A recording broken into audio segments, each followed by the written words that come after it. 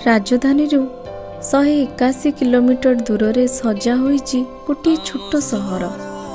जाति धर्म वर्ण सबको भूली बुकुरे गढ़ी एठी अनेक लोकों पई छपर।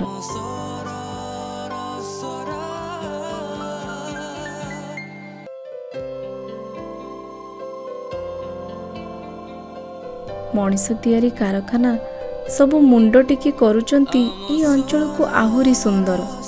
सत्यानंदंकर सत्य कथा, राधानाथंकर जीवन गाथा सह पद मिसाउची एठी सरस्वती शिशु मंदिर। अरविंदंकर सुसंस्कार को उपेंद्रनाथर प्रतिभा, नारी को शिक्षित करिबारे लागिची महिला महाविद्यालय सह हेमप्रभा। गोटे दिगरे रेलगाड़ी हेउची तरबर, आउ गोटे दिगरु भासी आसुची नुपुररु नुपुरर स्वर।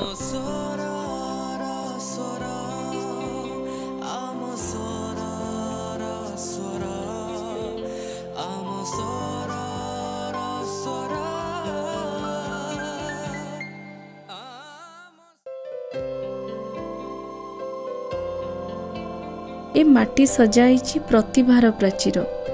केदार गौरी आउ नंदिकेश्वरी भली अनेक काव्य उपहार रे देई जाइछंती आमको कविवर।